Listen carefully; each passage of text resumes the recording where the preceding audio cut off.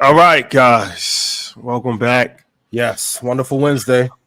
Blackout hour has come. Mm-hmm. The moment has come. Yes, Suge Knight will be here. Suge on the calling. Boy, Suge shout to Knight. Dave May. Suge Knight on the calling. So Before we start, let's just reset the room.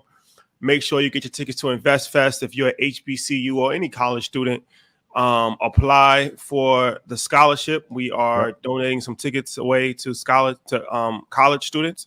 We have a partnership with Morehouse and Spelman. Shout out to those great schools, but it's for other colleges as well.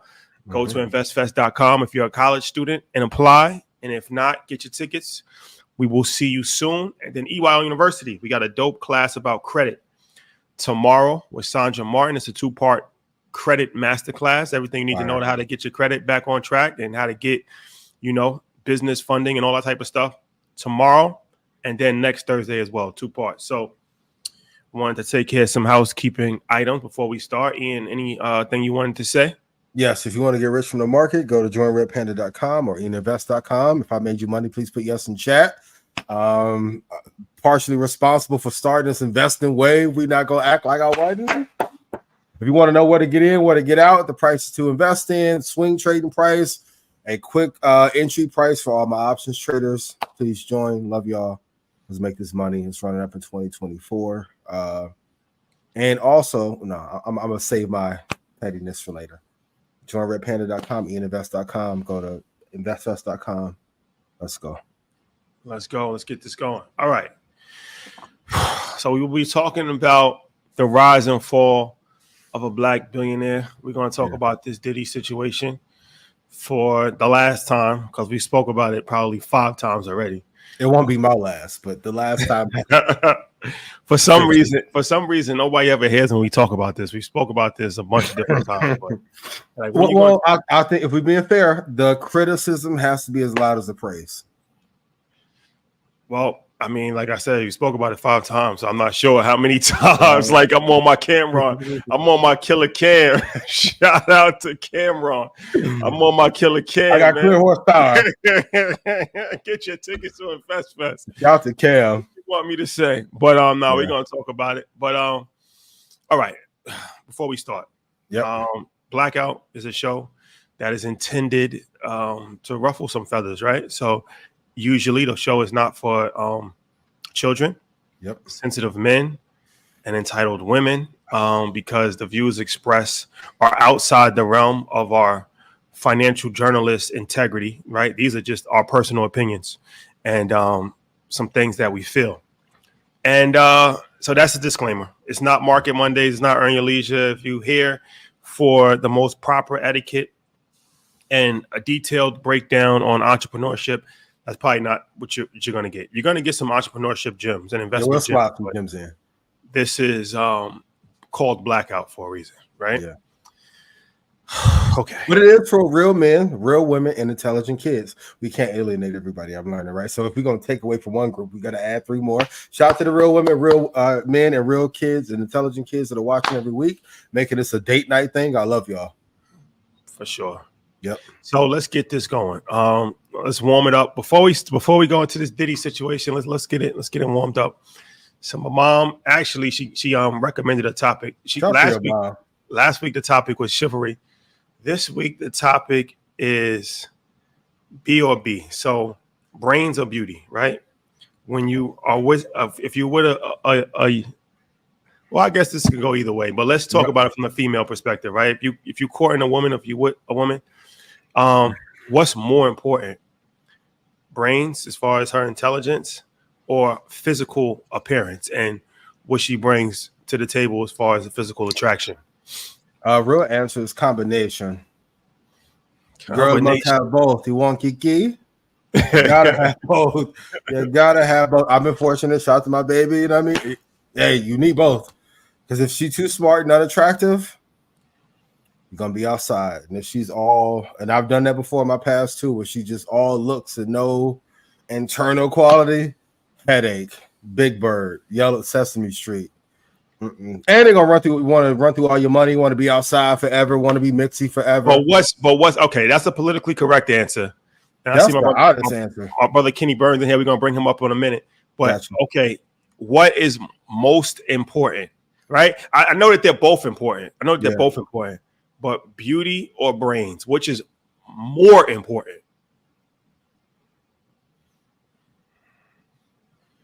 What brains we talking about? These are just jokes. Yeah.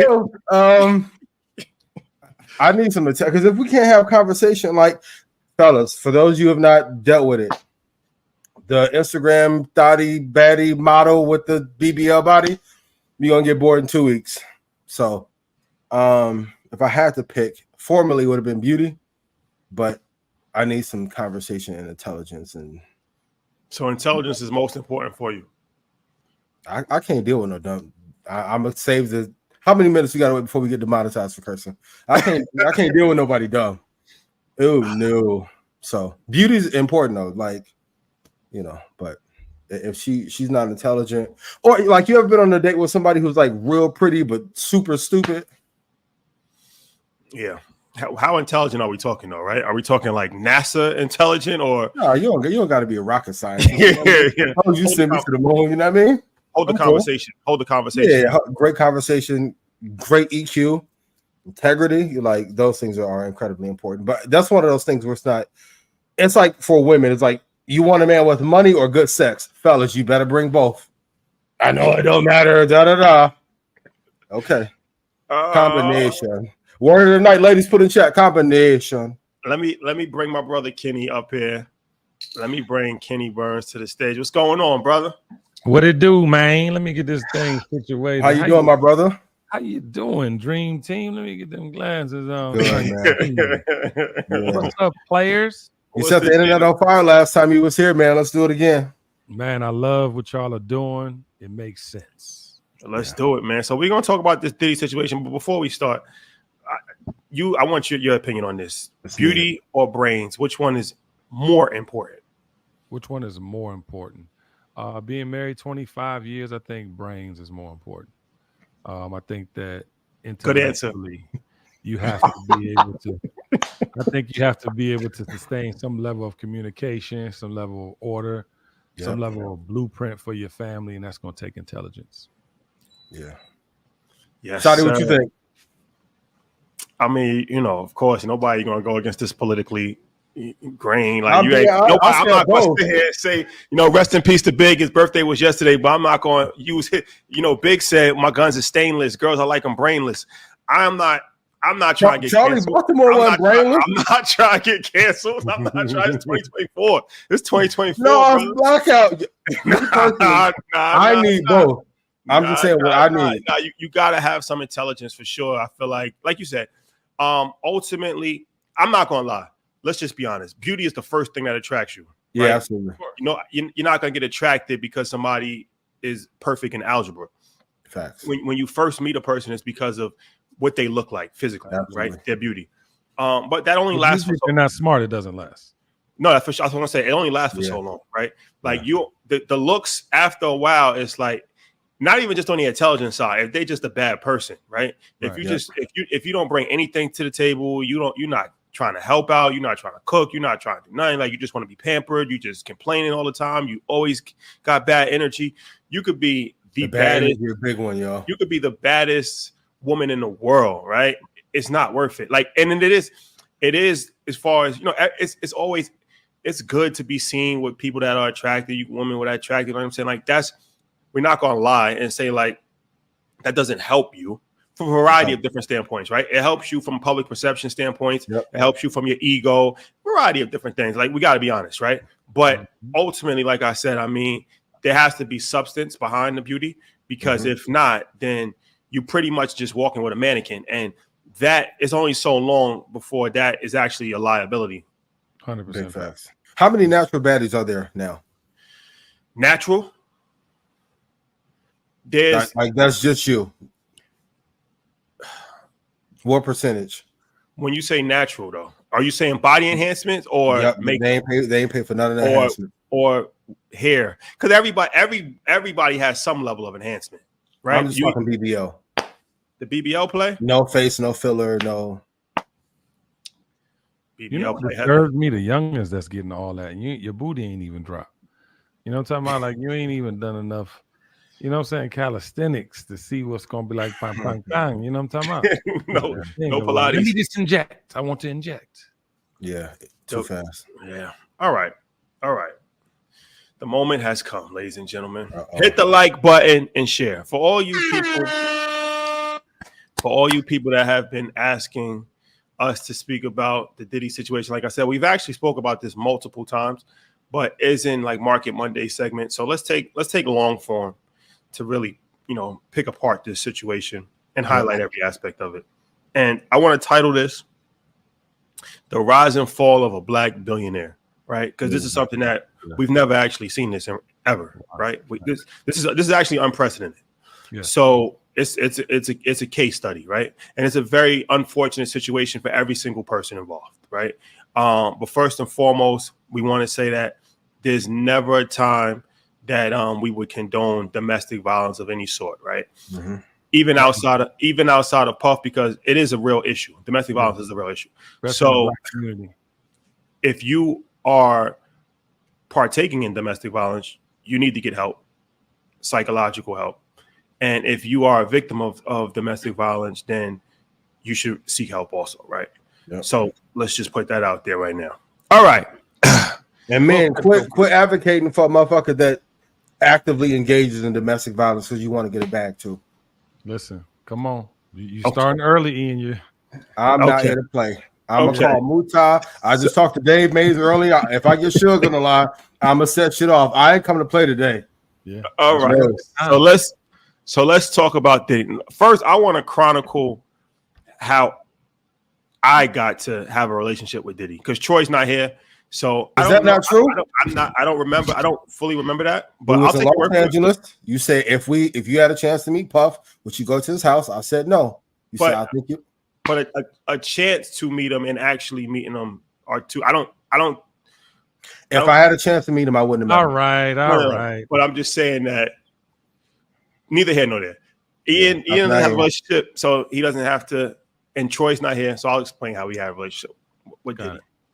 So, of course, everybody knows who Diddy is, right? Growing up, 90s, bad boy. That bad boy logo was arguably the strongest thing that hip hop has ever seen, right? There's a few logos that mean something. The W for Wu-Tang Clan. Death Row No Limit.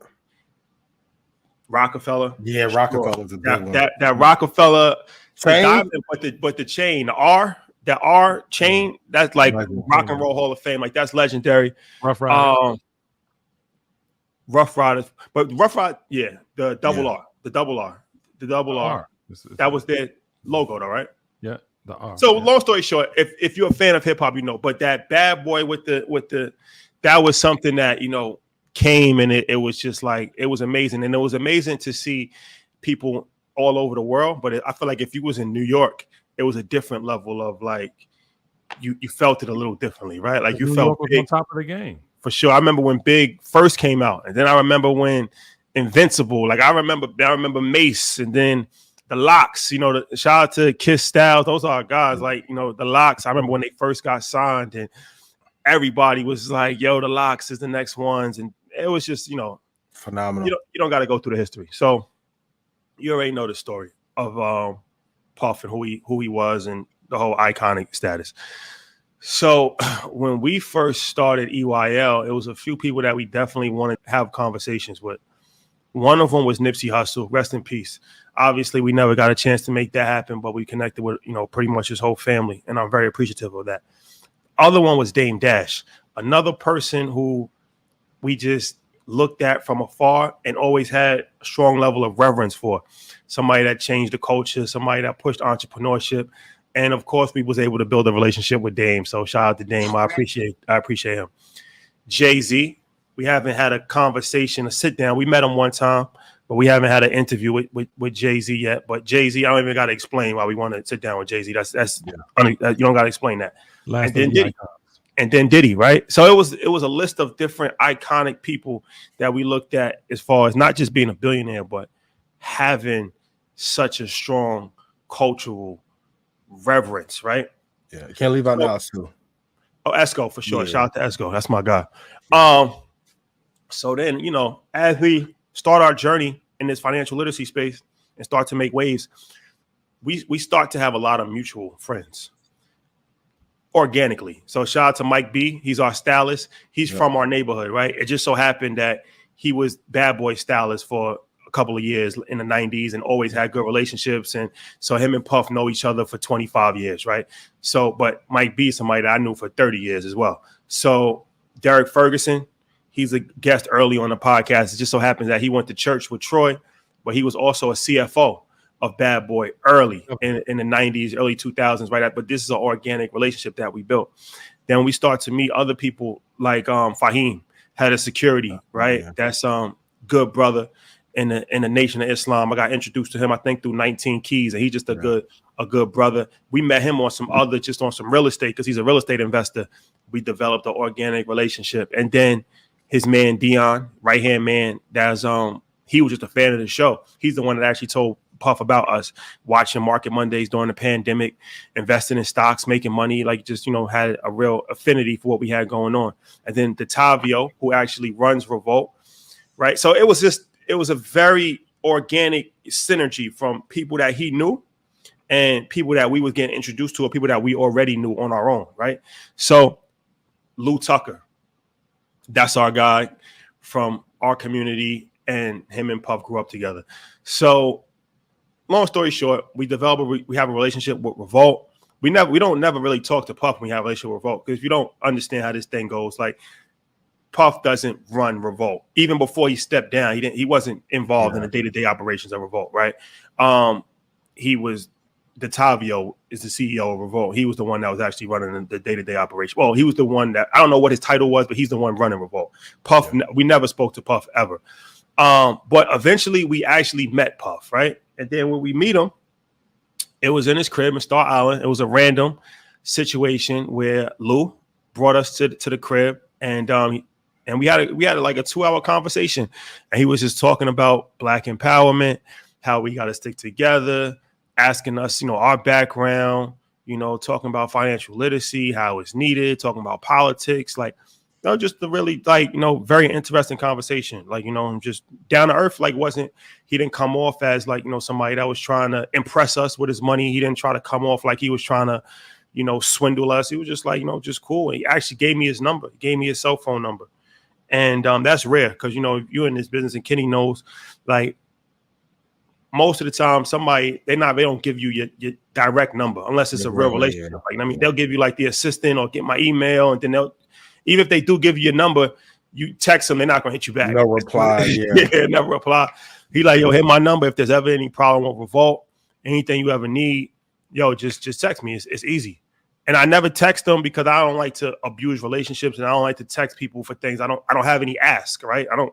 We're not friends, so what am I gonna text you for?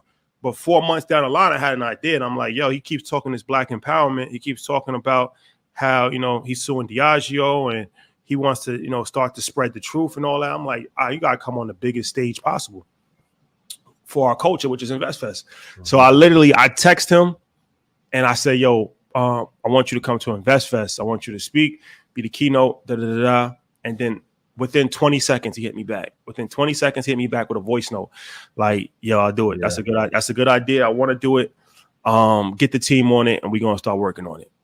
And it was the easiest, literally one of the easiest people that we've ever gotten, because we do this a lot. It was easy ask, easy reply, and that was it. After that, we probably met like two times. After that, leading up to InvestFest, we kind of briefed them on, like, you know, what the conversation was going to be, what we're going to talk about, X, Y, and Z. Once again, he was cool. He like, yo, ask me whatever you want. You know, I want to talk about this. I don't want to talk about that. You know, just kind of like, you know, just a regular briefing before you speak to somebody. Yeah. Don't bring up Cassie. So then we have InvestFest, and it's a historic moment, right? For a few different reasons. Looking back on it now, I feel like that's a moment big one. the last public speaking that he'll ever do probably in life.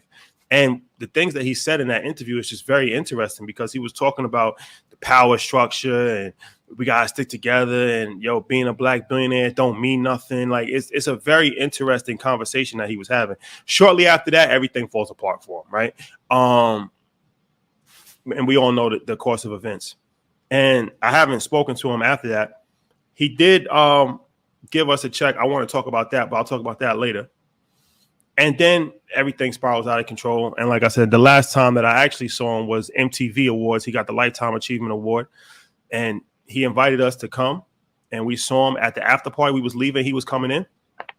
And that's the last time I saw him. And like I said, shortly after that, the whole world for him kind of fell apart. So I wanted to I know that was kind of a long explanation, but I wanted to give the documentary move. Documentary, The Rise and Fall of a Black Billionaire. So I wanted to give the full context of our relationship, right?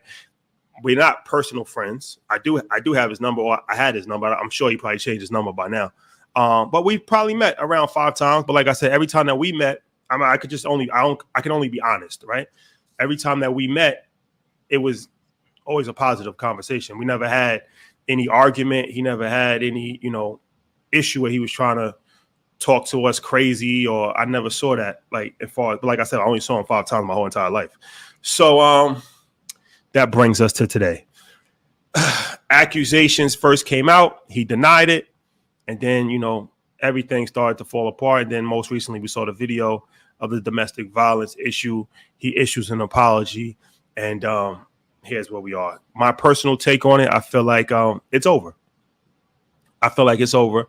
And, it's crazy because, like I said, he's built such a great empire and none of that means anything right now, right? Like literally he can't even show his face anymore. And that's probably hurts him more than anything because he still has money. But I would think, I think he likes to be around people. He likes the light. He likes the attention. That light, yep. And he likes people to kind of feed his ego. So, you could have millions of dollars, but if you can't go anywhere and every single person thinks you're a bad person and you're hated everywhere you go, that probably is going to fuck with you more than even losing money, right? Okay, so that's my thing. Puff, you dead wrong for doing that. That shit was wild. And you got to face consequences for everything that you've done, whatever you have done. But Kenny Burns, you know him better than I do. So, all right, where do we even start with this situation? Yeah, I think it's you spoke to something that I think we should address. This idea that people really cares the way they get you in. You know what I'm saying? Like you said, you met him, you felt comfortable. He was talking about this is the new thing. Well, the way people like Puff make their bones is by other people's talents, by partnering and aligning with people that do things he doesn't do. And if you look at rap in general, that's kind of the blueprint. Whenever you got a hot rapper, the OG comes and gets on the thing to stay in play. You know what I'm saying? And it's all respect to, however you get your money, however you want to play the game. My thing is, there has not been 1 ounce of culture put first, you know what I'm saying, since the mid-90s, in my opinion. And we had this conversation last time I was on your show. I was like 96, it all went to hell because capitalism became king after I posted something on the Kenny Burns show yesterday, and it was Kodak Black rapping with some consciousness, actually rapping like he sounded like Baby J. Cole kind of. You feel me? And it was Florida Jake like version 2. It was a southern version of that. And I felt like, damn, he had to dumb himself all the way down. So I think, we just at a precipice in hip hop, to your point, Shotty, he's not going to be able to do nothing. Peloton's already taken them off of their players. You're going to see more action musically coming, right? It's going to be another R. Kelly situation, right? But the crazy shit is that, and even I said on my own podcast that I was upset because seeing him stomp, kick, pull, push, punch her, I was there in 2016, not at that hotel, but I was working around him. Yeah. Right.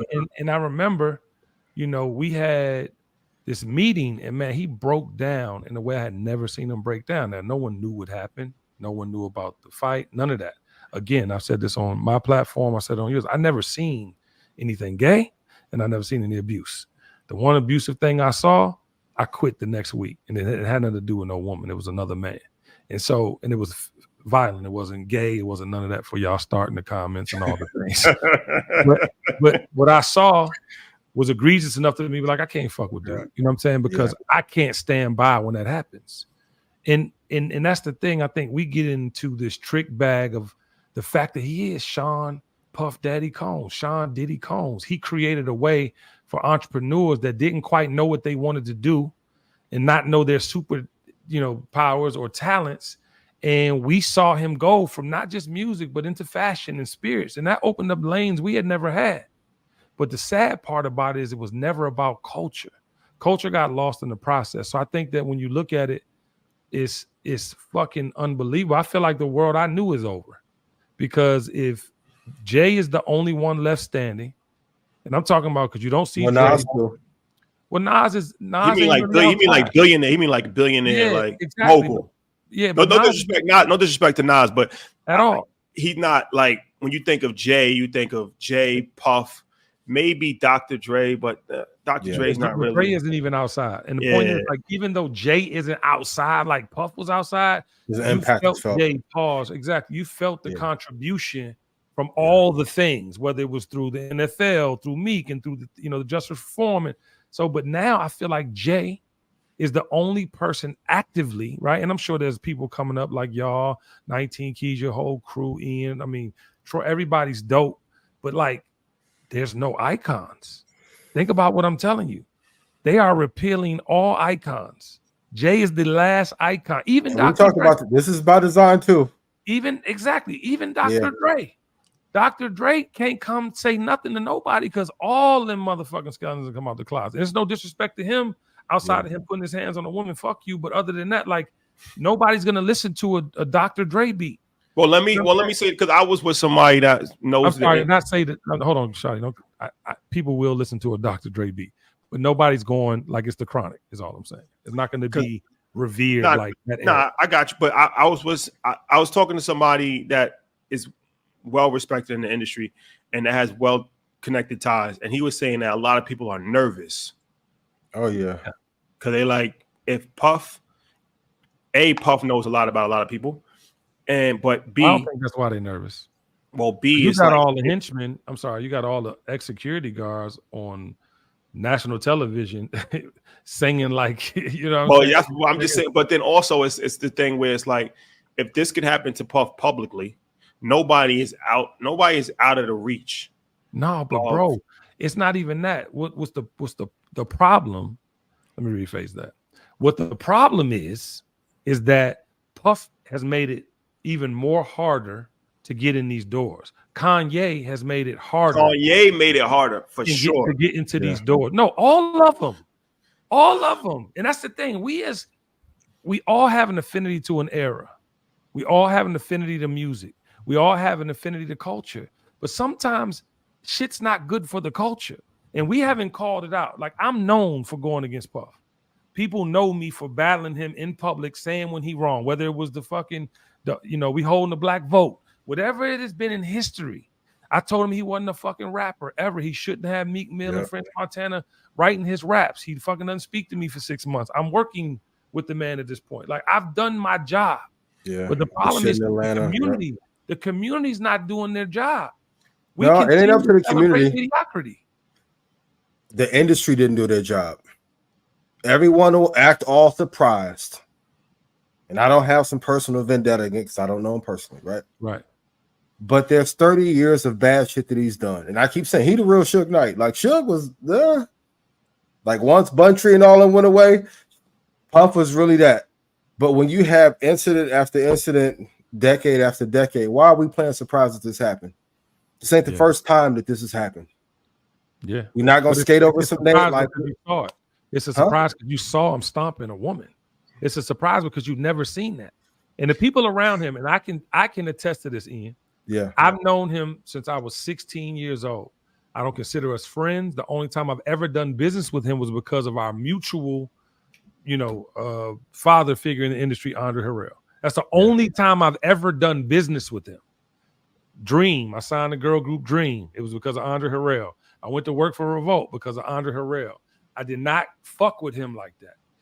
And the thing about it is there's people that were there because culture was happening. And if you want to be in culture and you want to move culture, that was the place to be. So all of us being there doesn't mean we saw shit, because he knew. And I have a story, and I might break it on Blackout. If I'm gonna break it, fuck it. The only time I've ever seen him in a peculiar situation with a woman is after the Big Pun video shoot. I don't know if y'all remember the Big Pun video shoot. With the light up when he passed away. When he passed away, every celebrity was in the video, right? So he was dating Jennifer Lopez at the time.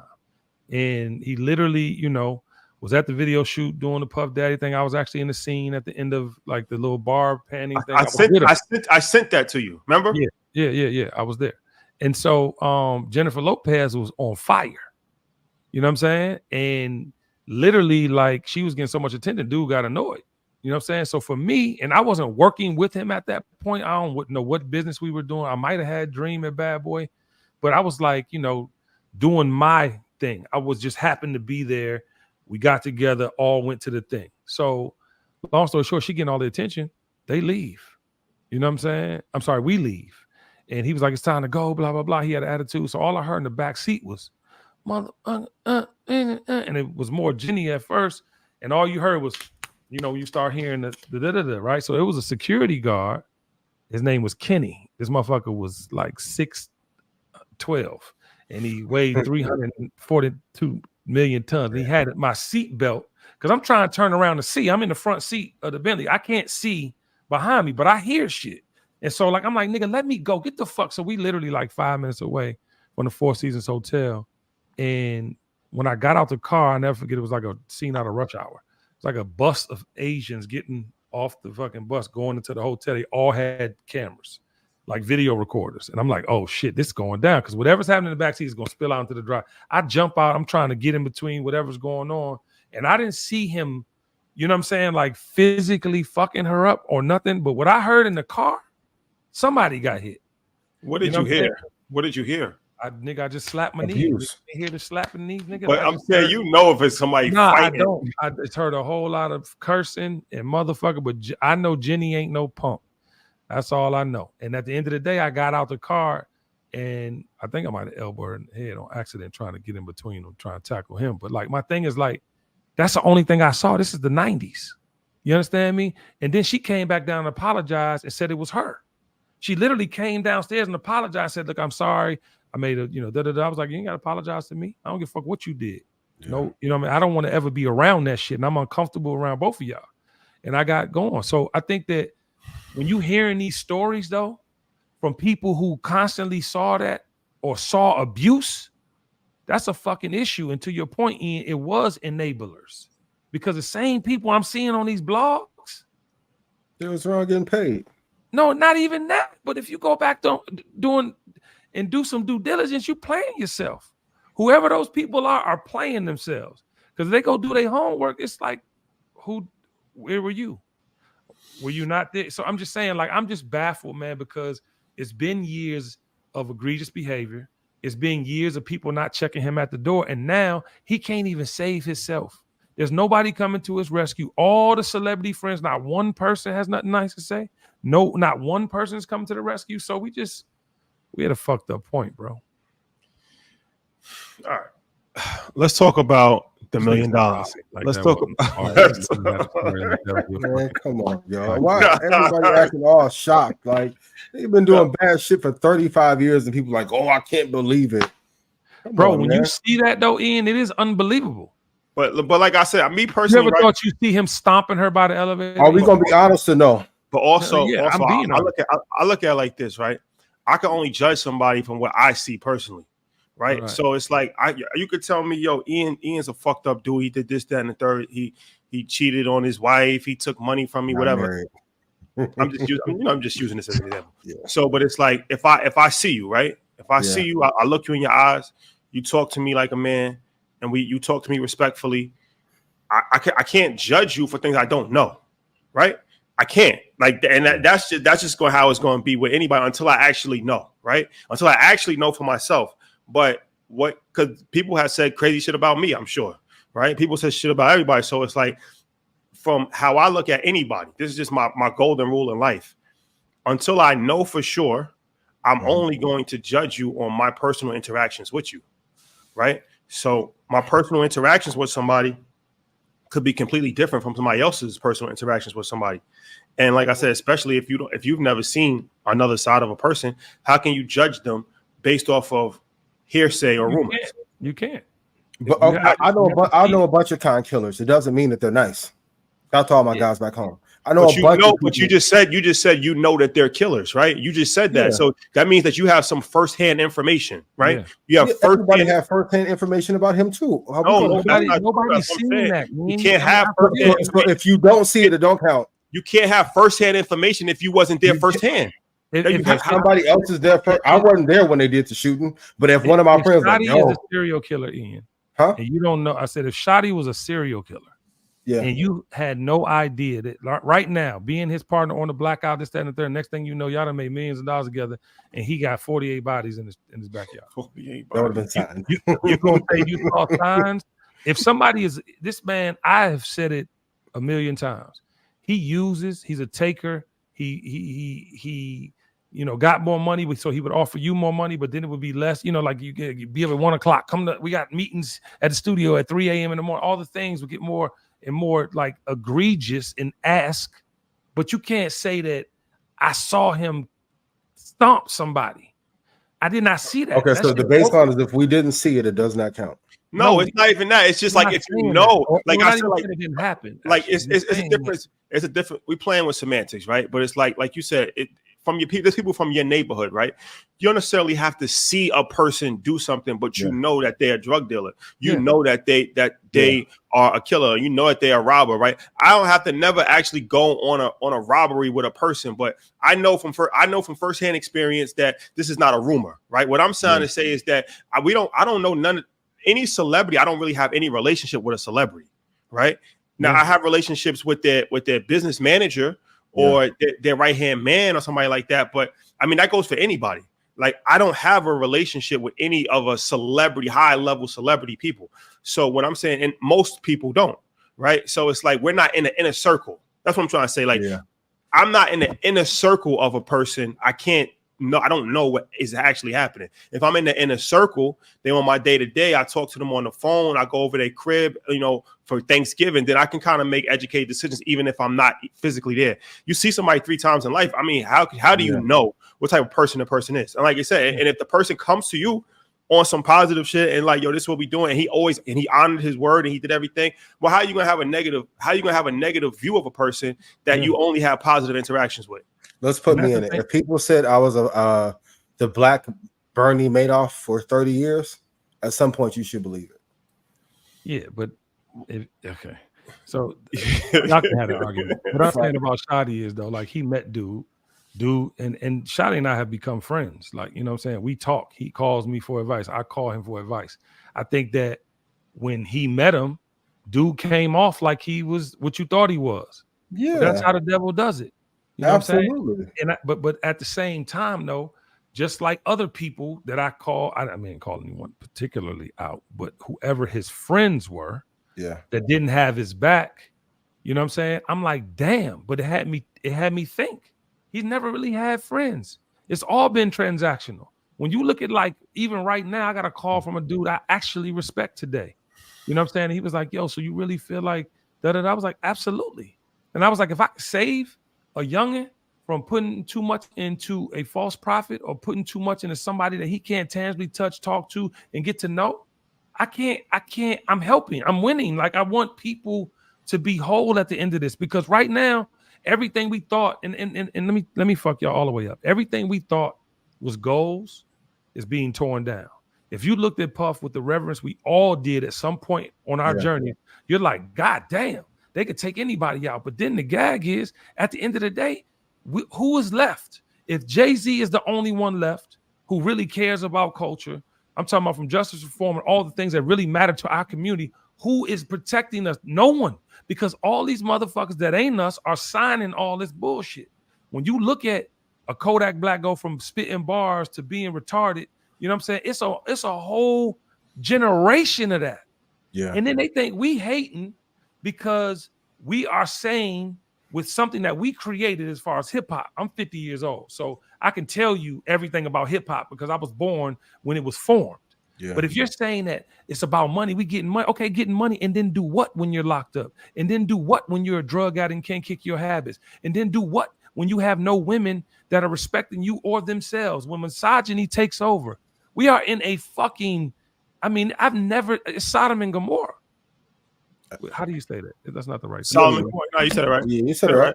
You said it right. My point is like end of days. I be talking about the Hunger Games. Y'all ain't looking at what's going on in the world. But what about the God complex? Because this is something I'll tell a story. I haven't told this story publicly, and this is kind of when I knew there's a all right. So we went to Puff's house to prep him for InvestFest, right? And we spoke for like 4 hours, and we were talking about not only InvestFest, but we was talking. His thing was he wanted to know how Black people can better their situation in America. He seemed sincere about really trying to help Black people, right? So I had proposed a few different things: political action PAC, venture capital, and angel investing fund. I was trying, I'm explaining to him as far as the disparities of how founders are not getting funded right correctly. Access to capital is a big thing. Then I'm explaining to him like my thoughts on the political process as far as like we as Black people don't fully understand the political process. We only know the voting part of it. We don't know how to actually advocate. We don't know how to fund candidates. So I'm like, if we actually had, let's say, like, it don't even gotta be a hip hop thing, but let's just say there's a lot of rich people in our culture, right? Let's say we had a real political action committee, right? And like 50% of it was funded from the billionaires and ultra rich, and then 50% was funded from small donations from the public. Now we can have a set agenda, pick whatever topic that most people can agree on. Let's say reparations, right? Now we can put $100 million, because I've actually talked to politicians about it. I'm like, how much money? They told me like, if you get $50 million, you can get in the game. $100 million would be really good, right? You put $100 million together, now you can pretty much buy a few politicians. You could it's a whole process, right? So I'm kind of explaining this to him, but he wasn't fully listening to what because he was saying that it was going to take too long, right? He doesn't care. But let me tell a story. So he was saying that it's going to take too long. So I'm like, nah, bro, it's not going to take too long. This is what we, not going to happen overnight. We got in a situation in 400 years. It's not going to happen. So long story short, sometimes I have a slight temper sometimes. So you are a fucking mad light-skinned Black man. So what happened was that after a while, I realized that he wasn't listening to me, and it was kind of annoying bothering you. So I'm like, yo, bro, you're not listening. And then when you just catch yourself in a moment because there was a few other people around. I'm like, did I go too far? I'm at his crib. I'm like, the only thing he respects. Everybody was quiet. Everybody looked like. And then he was like, yo, chill, playboy, it's all good. But I realized in that moment, because everybody was looking like, fuck. I realized that nobody talks to him like that. But I also realized that he appreciated me talking to him like that, right? He only respects that. Because he knows that I don't have anything that I need from the situation. Like I think like lesson. In that moment, he actually genuinely appreciated it. But I also realized that he probably hadn't had that in a very long time where he could just do whatever he wants and nobody's saying anything to him. There's no checks and balances. Listen, that's the downfall of Puff Daddy. He's had every Black executive that has ever mattered, but it's always been about the next hot thing. Earn Your Leisure, him meeting y'all, him doing InvestFest. He had to see it to believe it, but it was a strategic play. It wasn't about y'all. It was because y'all hot. It's because y'all had 50,000 people in the Atlanta, convention center. It was no allegiance to you, because if he would have really been listening to what you were talking about the 50 and 100 million and the way to do he really got access to the money. You understand me? And it's like at the end of the day, that just shows you where we are though. And that's what I want to ask y'all, because what do y'all think? Like, I get that we are leaders effectively coming on platforms every week, Ian with the investment, you and Troy with the investment tips and the culture things, but nobody's held nobody responsible over the last 30 years. People have run them up. Now the business is back in their hand, and they putting out bullshit after bullshit after bullshit. Now what? Who's putting out bullshit? All the labels. That's their Sony fucking culture. I've always said that. Well, so Kanye nothing in hip hop. Kanye has a line where he said it's hard to be humble when you're stunting on a jumbotron, right? And I'll never forget that line because it's like rap. You quote the shit out some raps. It's real though, right? Like, I mean, at a certain point in time, you start to look at yourself like a demigod or even God at a certain point, right? And it's like there's only one God though, Shadi. But you start to that. But that's my point though, right? No, that's black issue. Black men specifically, but not just. There's a thing called God complex where you think you're God and you think you're invincible and you think that nothing. But they didn't learn this behavior from any. They learned it from white executives. We gotta have at some point in time. We gotta have a conversation about that as well, right? So they learned this behavior from white executives, from white people. No, this happens, Kenny. I mean, y'all are smarter than me. Can I ask a question? Let me say this again. Y'all are smarter than me, but the problem is nerds took over the fucking world. That's the fucking problem because they're acting. They always ran the world. Fantasies, but not really. Not really, because culture had nothing to do with that. Who runs the culture? Who runs the culture? No, I'm saying nobody. And the culture is not owned by every record label from the top since and fucking inception after I've left the gangsters in Las Vegas was ran by nerds. Doug Morris, nerd. Lucian Grange, big gangster. We nerd. You go back to MTA. We're not going to do this. Puff is a horrible fucking person. We can't blame it on white people. He's a horrible fucking person. No, I'm saying we already know that. That's Ian. That's been established. Puff's a piece of shit. That's been established. We're not gonna blame Doug Morris for this. What I'm saying is this: we can't have an hour conversation about how bad of a person Puff is. That's obvious. That's obvious, right? That doesn't solve any problem. Mike, clip this up. What solves problems is to say, okay, how did he get this way? Who enabled the behavior? And that's the question I want to ask. Who's the real different Ian from the last conversation? Were the labels okay with this as long as he was playing in the music industry? Absolutely. They were okay with the Spears game as long as he didn't go and try to sue them and say they were racist. And that's what happened. That's what happened at InvestFest. No, but it's the problem that we have. You can't sit still long enough, Kanye, and shut the fuck up to get 100 more of us in the door. You can't shut the fuck up, Sean Combs, and get 100 of us. Kanye selfish too. I'm gonna keep it 1,000 with you, all right? This is Black Hour. I'm gonna keep it 1,000 with you. You're saying you're essentially saying that it's the culture's fault for enabling this type of fuck behavior for 30 years. Absolutely. I'm gonna tell you. Now let's peel back the layers. Who's really enabling this behavior? Because it wasn't an issue until. Watch the episode that we did with him at InvestFest, right? Watch the episode that we did with him at InvestFest. Now, when you go against a power structure, they remind you that nobody is bigger than the system. So who's really enabling? Because they could have been taken deal. That's cap. But let me say, he could have been taken down 10 years ago, 15 years ago, 20 years ago. When you fuck with the money, they will fuck with you. So who's really enabling? He did the deal. Kanye did the deal. But Ian, do you understand what I'm saying? First of all, none of you niggas know nothing about music business. Both of you.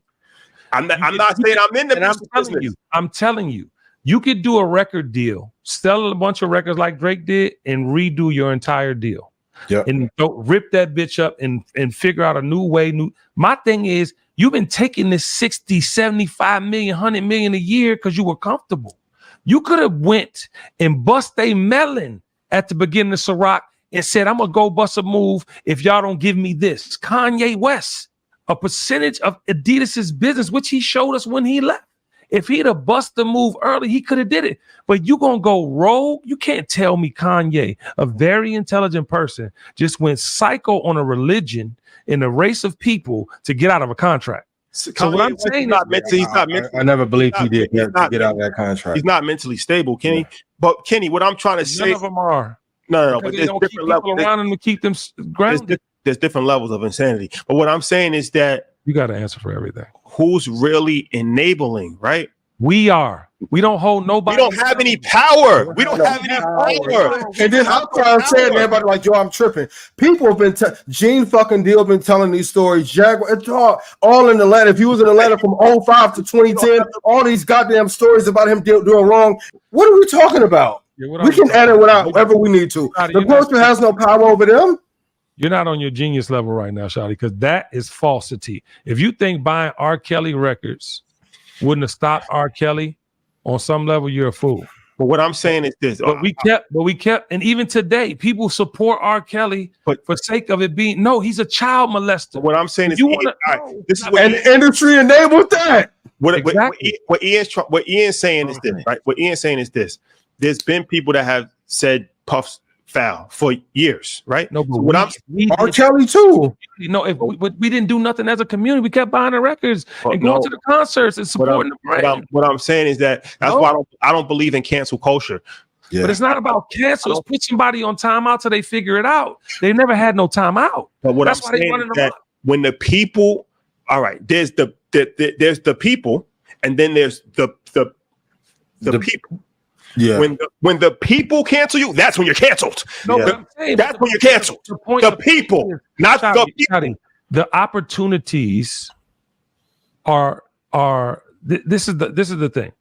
They had the opportunity to get what they wanted out of each of those situations. I'm talking specifically about Kanye and Puff. Yeah. When they didn't make the moves to do that because the God-like complex, what you're mentioning, took over, and then no one was around that could tell them anything.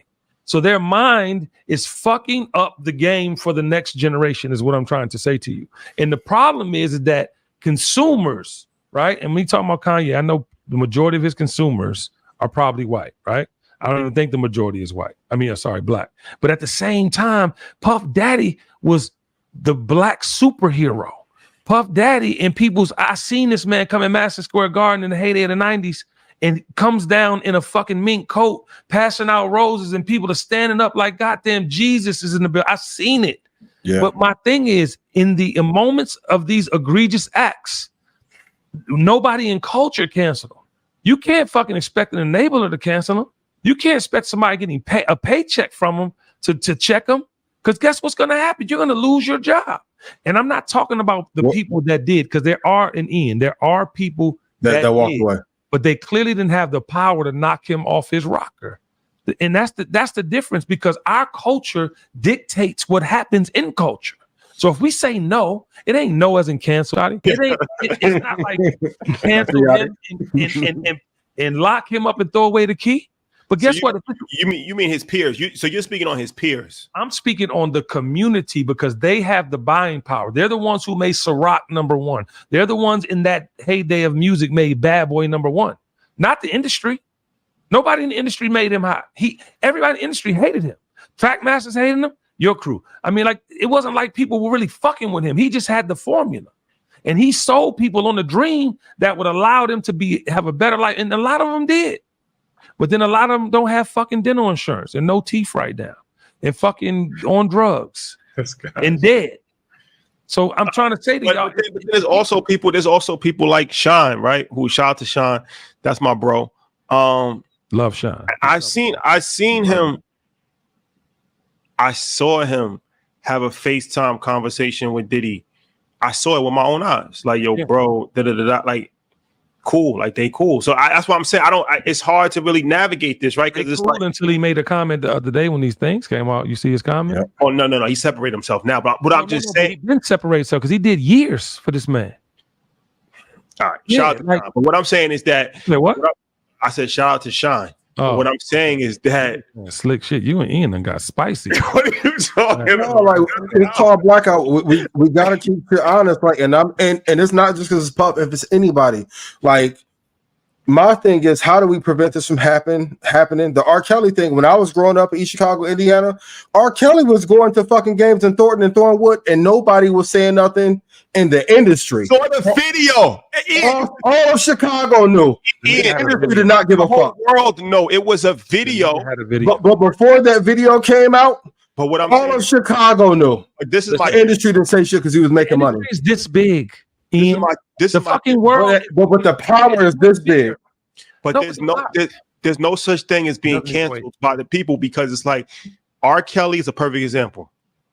Accusations came out. Some people believed it, some people didn't believe it. Then a video recording came out of him urinating on a young girl. That's in the 2000s, right? I saw it.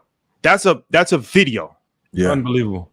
After that, he makes Ignition. He made Step in the Name of Love, and was on fire, yo. Everybody forgot about it. It only went down when they made the documentary. The people as a power structure. That's when his whole thing fell apart. No, it went down when he had first of all, the reason they had the documentary is because he had sex slaves. No, but that's what I'm saying. It got exposed. It got exposed through the documentary, and then that's when the criminal, and then that's that. But bro, we saw the video 10 years prior to that. Yeah, right. Oh, you're right, but that's not an industry thing. That's a people supporting this bullshit thing. That's not an industry thing. The industry powers that be, and I think the point you're making, Ian, and I'm trying to be as smart as you, but the point I think you're making is that they control the music that people hear. Right? Is that kind of the point? Yes. But the thing I'm trying to say, we have to buy it. We have to consume it. It's just like Instagram or TikTok. It's like how much bullshit comes through the feed every day. I'm looking at this shit every day, and there's people I don't follow because they're sending me this fucking world that they want me to see. I tried to post on Tuesday. I tried to post Dear Black Men. I wrote it 22 times in my stories just with the link. They didn't let me post Dear Black Men. What was the link? What was the link to? The link was to my podcast. Dear Black Men is episode 84 on the Kenny Burns Show. But I literally tried to post Dear Black Men in the link. I went back, I updated, I did all the things. So there's clearly an agenda. There's clearly things that happen. We can have this conversation. I bet one of these topics, if we start diving deep enough into politics, shit gets weird. I said the other day, it's no way that Warren Buffett, who has liquid $189 billion, is not behind something egregious. It's just not possible, because even if he's not like saying it or fully aware, he's loaning the money to do it. There's something that's involved. Bill Gates can't have that much liquid money where you got to fucking go get, the government has to go get money from you, motherfucker. You can't. So I think that the powers that be is a structure, is a legitimate thing. But when it comes to our culture, we can stop everything if we just not support it and redirect the energy, because if we don't start redirecting our energy, it's going to be Hunger Games. There's already no middle class. The middle class is dwindling. No kid wants to work 9 to 5. They think they're going to make an immediate hit being a rapper or a fucking TikTok or whatever. The community is falling apart. Well, let me ask you, because I want to have another conversation about domestic violence, because like this is teachable moments from a variety of different issues, right? Yeah, Puff's done, so we don't have to stay on the Puff the talking points of Puff. I do want to talk about that. Wasn't me. I do want to talk about the check though, because this is something I got. It's one of these things where I don't know how many times I have to keep saying the same thing over and over again, but I want to. Might clip this up, please. I want to fully explain this. Hopefully, if you please watch this or send it to somebody who has a question. So this started probably 8 months prior to InvestFest, right? Where they hit us like, yo, Puff want to give y'all $1 million to invest for him, right? And his original plan was like, he wanted to give us $1 million and just put it in the stock market and then, whatever. And how it was supposed to be designed was that he give us $1 million, we invest it for him, and the proceeds go to charity. But I'm like, nah, we could do something more beneficial, more impactful. Why don't we make content around it? Why don't we get other people involved? And why don't we just actually, like, let's say we put a couple $100,000 into the stock market, but then we might do a rehab property in New Orleans. And you got a whole plan. Yeah, I was going to show people. It's going to make it a whole education, right? To actually show. Huh? What happened with the money? I'm going to tell you the story. So this was like this was months, right? Where it was supposed to be like, yo, we're going to document the process. We're going to show you, and we're going to involve other people. It's going to be educational. It was a whole thing. These type of things take a long time to actually happen, right? So when InvestFest comes, he like, yo, they ready to do it. So I'm like, all right, well, before announcing it, why don't we announce it at InvestFest, right? That'll be a dope thing to do. Right. So he like, all right, cool. So when he actually came to InvestFest, he was supposed to speak at 11 o'clock in the morning, right? But we had issues with people getting in. So the room wasn't even full yet. So we actually told him, like, yo, it'd be better if you speak after lunch. We can get everything sorted logistically, and then we can kind of do it. So he's like, all right, cool, no problem. So also, he like, yo, we're going to do this thing, but they didn't have a check. So I'm like, yo, you should have a check, like a big check, right? Like, it was crazy that we actually having this conversation because I thought that they would have already thought this through. Like, so they went to Kinko's, and they got a big check day off. They went to Kinko's, got the check. This is all. Number one was trouble. This is all within a 60 minute thing. So he comes. So all right. So how this thing works for people that don't know, because this is an educational teaching moment. Whether it's the lottery or whether it's something like this, when you get those big jumbo checks, right?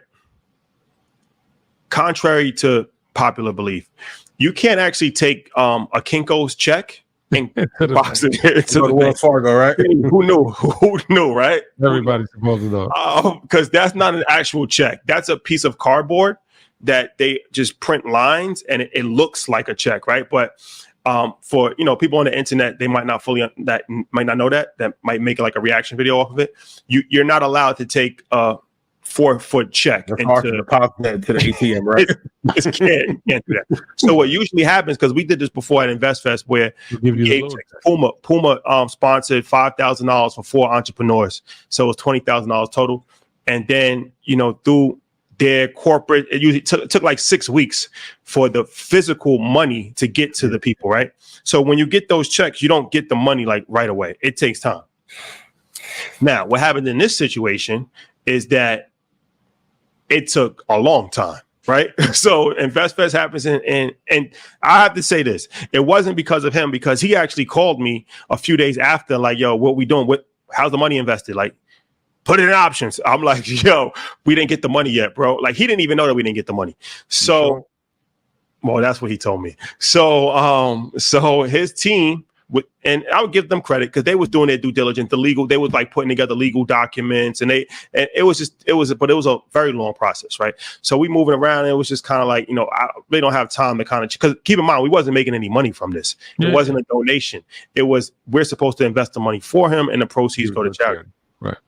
So months pass, and we still haven't gotten the money, and then all the shit pops out. Right. So then I'm like, well, now I'm definitely not interested in doing it now, because why would we even want to be attached to something like this? So they actually did reach out eventually after like the first wave of accusations came to see like if we were still interested. But we told our lawyers that, tell them don't even worry about it. It's all good. Yeah. So for you people that are saying like, when are you going to give him the money back? But you took his money. Well, there's no money.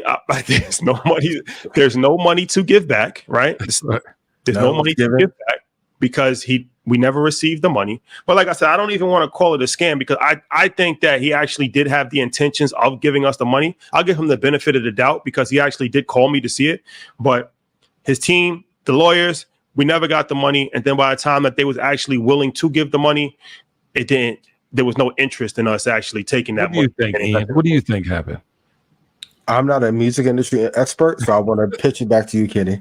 But he did the same thing with Jackson State. So when we interviewed Deion Sanders, remember he said that he was going to give Jackson State $1 million. And when we interviewed Deion Sanders 6 months later, he was like, yo, he never gave us the money. But at InvestFest, he flew from InvestFest to Jackson State, where he actually did give them the money. So it took him a year. It took Jackson State to actually get a year, but he actually gave them $1 million, right? So what I'm saying is that, long story short, we never got the money. So they don't own nothing. For all you internet critics that have all your conspiracy theories that, like I said, have been asking, when are we going to give the money back? I can't speak about Puff because I took money. We have not taken the money. There's no money to give back. But like I said, I'm sure there's still that.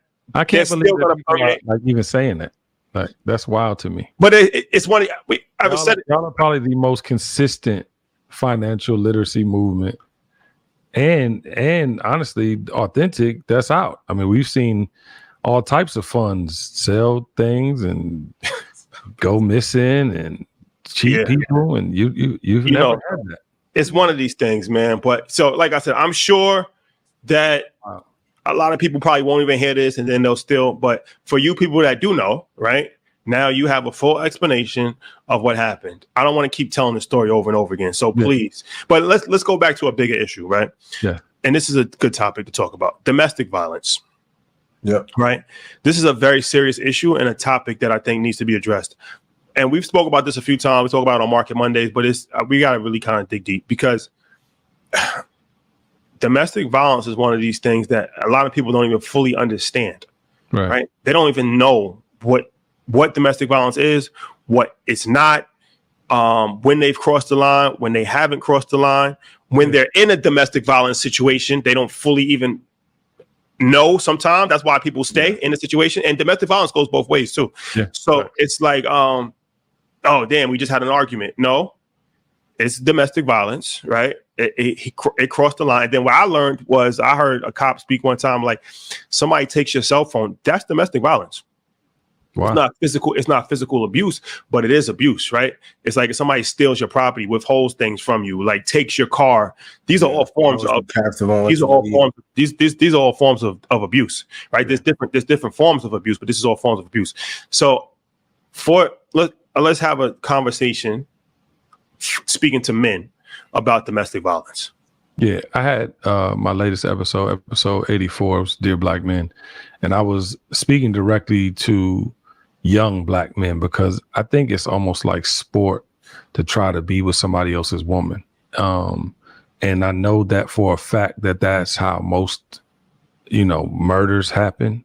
And domestic disputes get started, right? When people feel insecure in their relationships.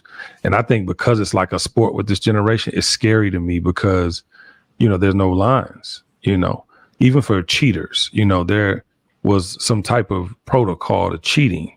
This shit is disrespectful. Was there? Yeah. Protocol. What was the protocol? I mean, I'm just saying, like, it was you weren't trying to me. I mean, there's 800 songs from the 70s, 80s about cheating. Yeah. And the fact that, some people had families on the other block back in our mama and them day. You know what I'm saying? My grandmama and them day. So it's like, it's not, this shit today is like sport where it's egregious. I'm gonna one up you. And people don't realize that plays with your heartstrings. That plays with, so I just think that no one has respect for relationships anymore. It's the reason we see so much, inconsistencies in relationships, and namely domestic violence. Yeah. And it's the way we talk to each other. It's the way we disrespect each other. It's the way we don't show up for each other.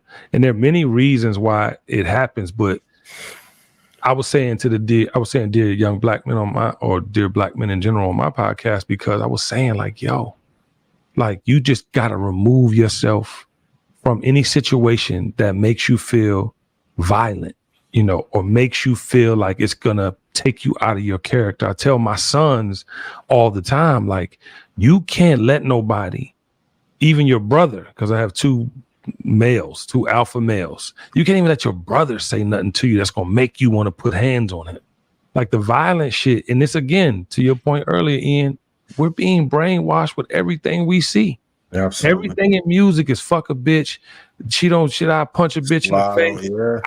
I mean, they're going crazy with it. So how do you think they're going to act? I mean, they're emulating what they see and hear every day.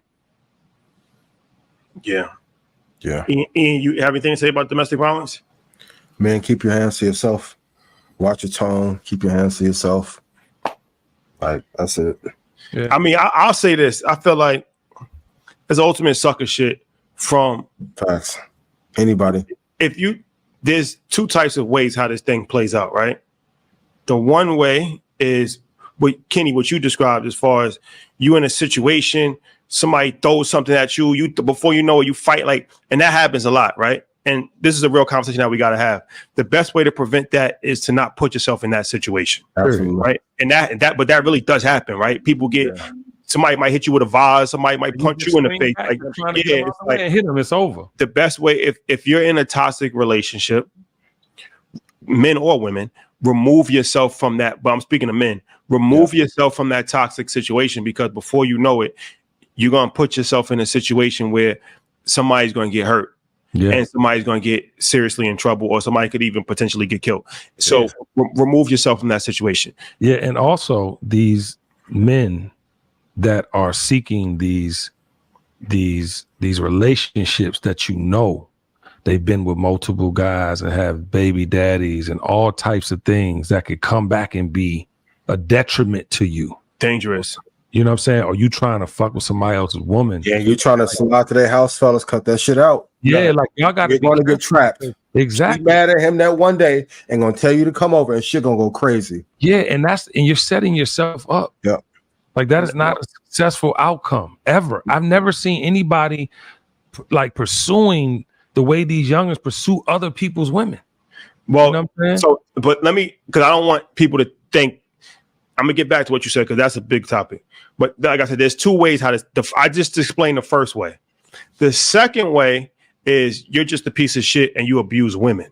right? You look for people that are psychologically weak or people that you can take advantage of, and you're an abuser, right? And you go out of your way to physically, emotionally, verbally abuse a woman. Yes.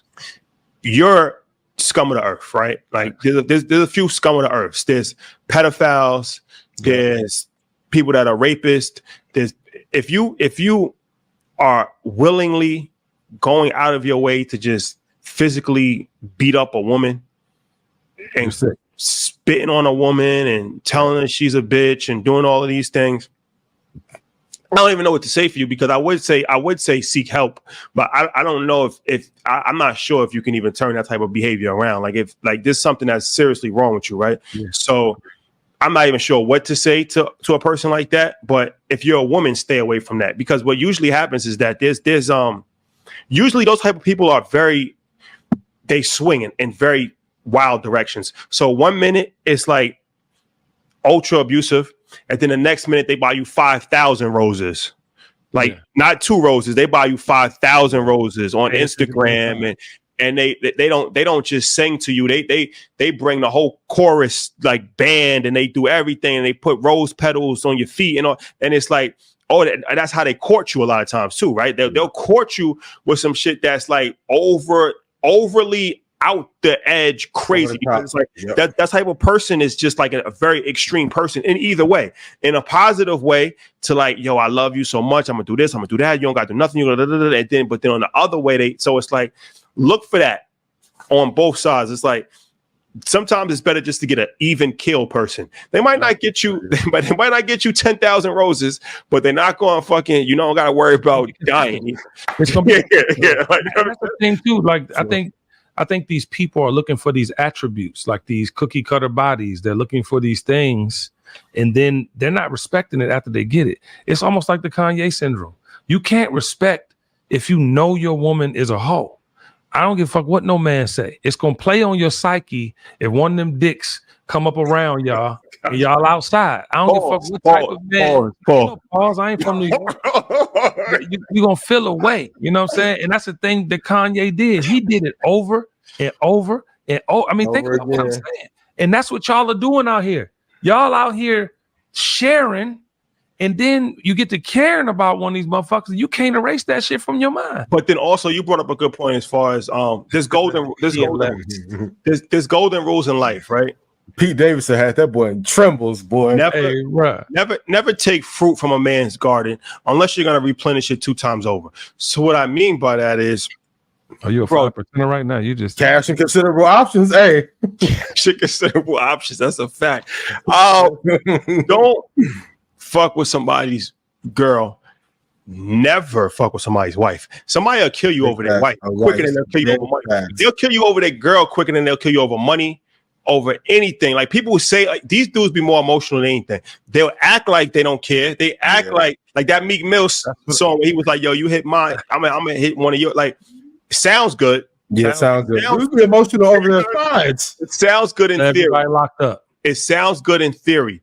These dudes will literally risk their freedom over their baby moms, their girls. They're like, it's not worth it. Trust me. And I want to say this to the men that are in relationships or married. Listen to me. You can't expect your significant other from other people. And there might be some things that you want to find that are different, but you got to be very careful. You know, people are very vindictive and spiteful. And your generation has too many cameras, too many phones, too many people that run their fucking mouth. You just saw the dude that said Drake reached out with the 150 just going viral, because it's like there's no code of ethics in anything, yo. And that's what I'm saying. Code is to tell everything in this generation. It's unbelievable. Yeah. It is. But yeah, stay out of man's garden, please. Yeah. Stay out of. But also, the flip side to that is that the camera on that one shot. You good? The flip side to that is that, bro, y'all gotta understand that if it's over, it's over, right? Yeah. That's the part. Like, these dudes be still trying to claim girls that they broke up with 3 years. I don't care if you got a kid with her, bro. The relationship is over. Like, just being possessive. Move on, bro. Like that happens a lot too. Dudes don't even be with girls, but still trying to control them and still get mad. Then they get mad. They see the girl with a dude, and it's like, oh, it's on site, bro. It's never okay to try to physically hurt a girl or a dude because she moved on. Let her go, bro. It happens. It happens. Like, you know what I'm saying? Like, that's a real issue. Dudes be really trying to put hands on their girl, or they do. And it's like, bro, you haven't been with her in 3 years. If we get back to community policing and dudes be abusing and they get whooped on by the community, this should have stopped. Hey, dog. Some of y'all just need your ass whooped. That thing just happened in New York. They caught that boy. They was about absolutely to set his ass up. Yeah, thank God the police got there. They're going to kill him. But you need more of that. You need more of that. You do. So, okay. We always have a great conversation, gentlemen. Anything else left to say about this Diddy situation? Like I said, I'm glad that we spoke about other topics that are bigger than just the one person. Like domestic violence is bigger than one person, right? No question. The God complex is bigger than one person. Enabling is bigger than just one person. These are all topics that are important topics that, you know, the situation allows us to highlight because it's in the news right now. Yeah. But it's something that even after this situation is not talked about anymore, these are still issues that have to be addressed, right? And this is bigger than just Puff. My final question: how do we stop this from happening again? I think our community needs to, you know, not let their expectations exceed their effort. It's like we want to put these people on pedestals, but we don't hold them to the work. You know, I asked my sons, I was like, do y'all have a Malcolm or Farrakhan or Martin? I mean, who is actually, even when you think about the last of the GOATs with J. Cole, Kendrick, and Drake, it's like, who else is actually saying things that inspires a nation? Nobody inspires people. You know what I mean? And I think that's what we got to figure that out. We need young thought leaders. I mean, we're going to come on here. We're going to keep saying what we're going to say. Y'all going to get older in 10 years. Y'all going to be the OGs. They ain't going to be trying to hear what y'all talking about just because y'all talking. But you got to keep doing this, y'all. Troy, you in the background. You got to keep doing this because it's the information. It's a tough task, though. I'm going to be real with you. It's tough. Some days it's tough, yo. What's the alternative? Because the youngins is like, fuck it. I had a whole conversation. DJ Clark Kent and Keisha Franklin, they came down here this past weekend, and we were just having conversations with my sons about how they see it, and they're mad at the older generation, and it's for no reason. It's because Ant-Man is their partner and they play AAU basketball together. So fuck LeBron. It's like, well, no, hold on. Statistically, he's the greatest basketball player of all time. You can't just dismiss greatness. And how do you detect greatness? Through statistics. So if we're going to be judging people and putting people, there should be some criteria. There should be some statistics involved that show why that we should believe this person. Today, y'all, I was dealing with something on the internet, and it was like, well, damn, you're asking some stupid ass questions. Like, but you're only asking the stupid questions to get an answer because no one sees you in real life. No one talks to you in real life. You don't have friends. And that's clearly like where we are as a society. Troll culture is the new culture. And you even see politicians. You know, I don't know if y'all saw the swipe whoever made it had to come from the Biden administration on some level because it was the Kendrick joint when he melted. Yeah. And they were talking about, I hate the way that you dressed. I hate the way that you, they were talking about Trump. But it was perfect because guess what? That's what people understand. That's how people buy in today. But if we have to belittle, demean, break down, tear down to get someone's attention, we're gonna have the Puff Daddy shit happening all the time. Not even that it, like in Puff's case, it's the truth. We saw the video. R. Kelly's case is the truth. We saw the video. Kanye, there's 800,000 videos of him with semantic, racist comments, right? But then when you think about the truth now becoming a lie, the fake becoming real, I'm talking about people too. You got fake people that you know are scamming you, but you're paying the money. Instead of going to Red Panda and upping your motherfucking life. You know what I'm saying? I mean this though, because it's a falsity that we have bought into, whether we realize it or not. Because we as a community, to my first initial point, we're accepting it. And if we don't accept it, it can't exist. Think about it. Well, Kenny Burns, my brother, always a pleasure. Thank you for taking time out to speak on the issue. Follow Kenny Burns, the Kenny Burns Show. Yes. On platforms. Follow him on Instagram, Twitter, and all social media platforms. Yes, we will be talking soon, my brother. Thank you. Specialist. I appreciate you, my brother. Always love you, and I love y'all, man. Y'all be safe. Love y'all too. Right, bro. Peace. Kenny Burns, ladies and gentlemen. Himself. Shout out to Kenny, man. Icon, man. For sure. For sure. Always good to talk to Kenny, man. One thing I wanted to say too, before we leave this Puff thing totally, Revolt. Okay. Who do I think should lead Revolt? Yeah, that's it. I wanted to see your perspective because you have the person that's been running Revolt. His name is Otavio Samuels. I think he's a very educated, smart guy, and a person of integrity, right? For sure. Yeah. So I think that he is a good leader for Revolt. Now, Puff still owns Revolt. Yeah. You step down as a chairman.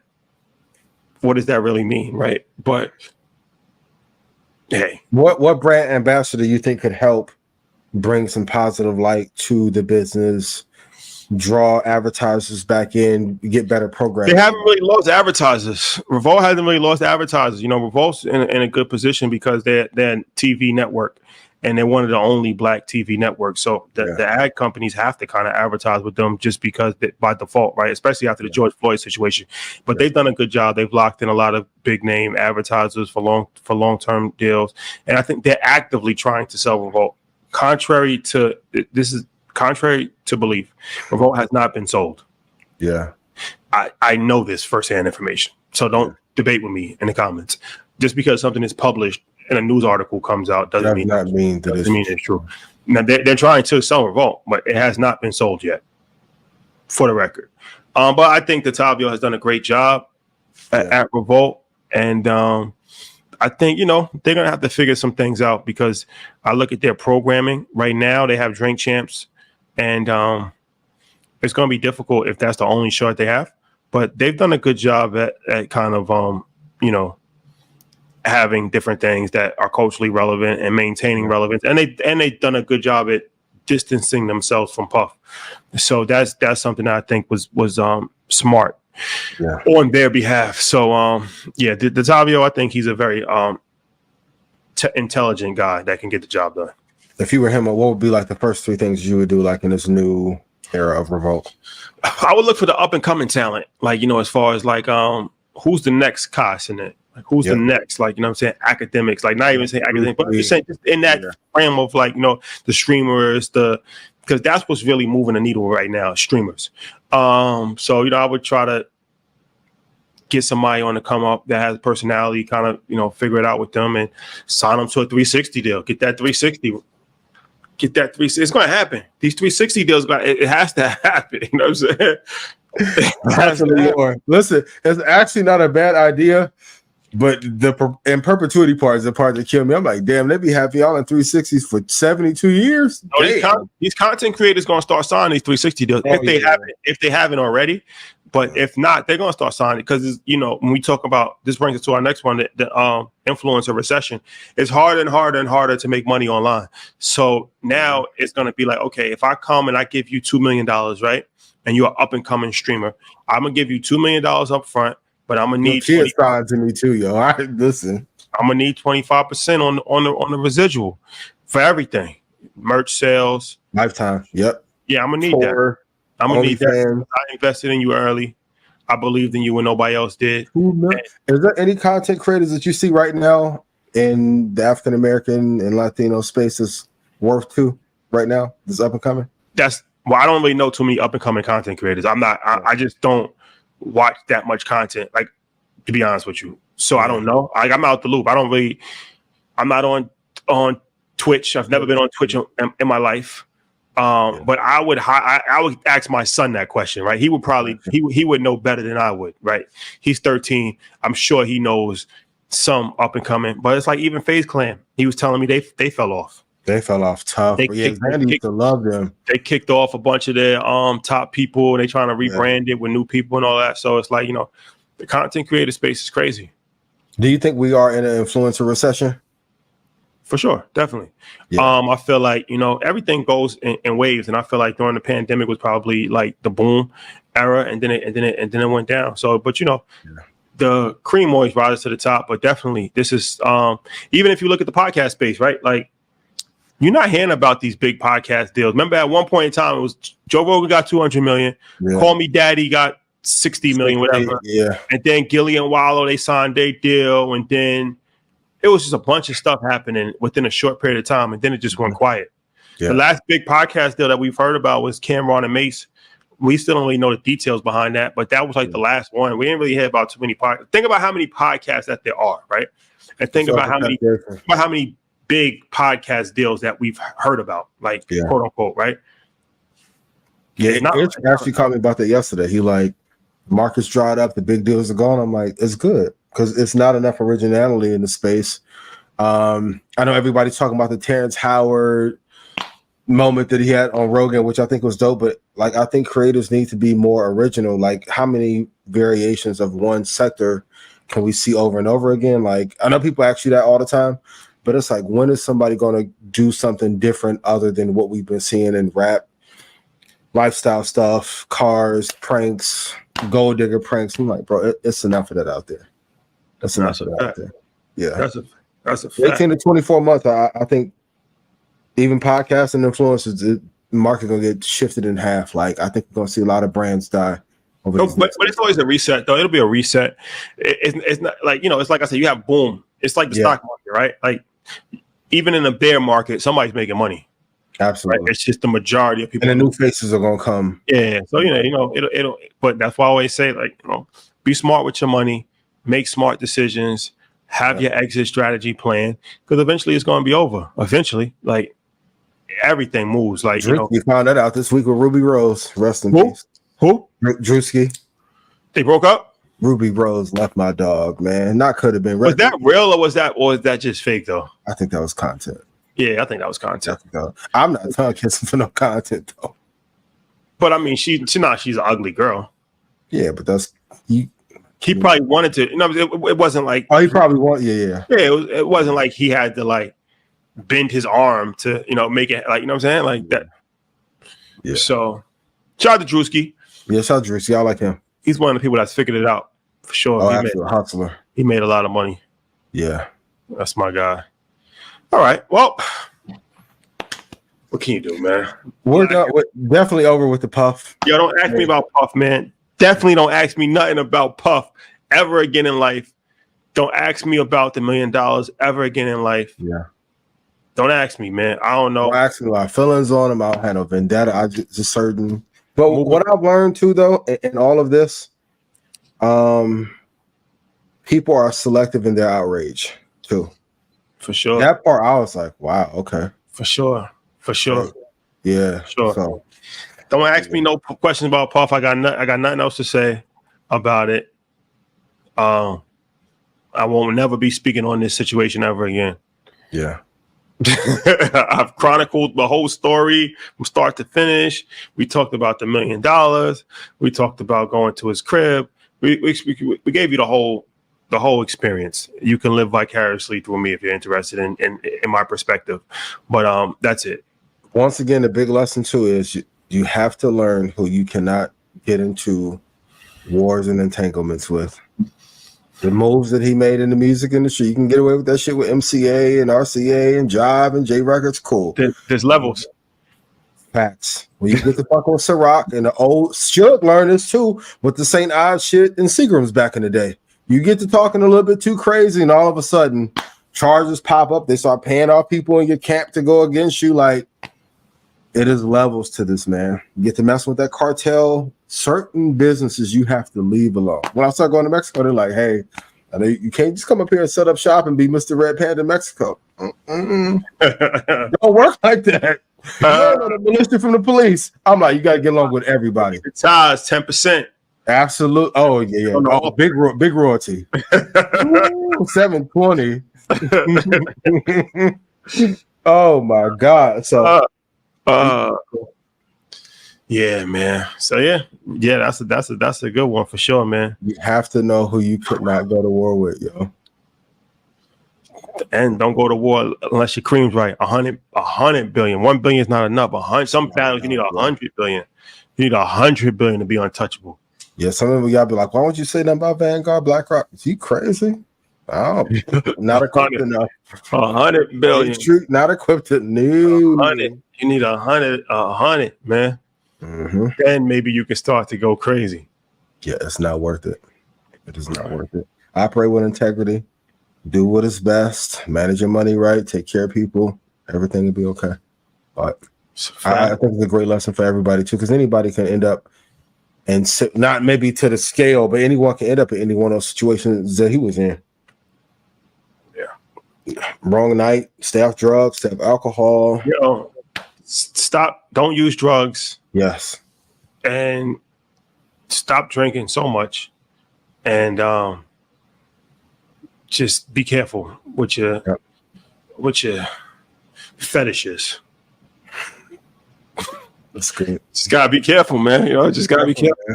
Yeah, gotta be careful. Yeah, don't exceed the limits. That's a good rule of thumb, yo. Don't exceed the limits. But also, too, the music industry is a breeding ground for certain kind of behavior. Anyway, if you go look at the origins of the music business. I want to speak on any of the gangsters who make their way and clean up the mud. So y'all leave me alone, because some of y'all been texting me in the end.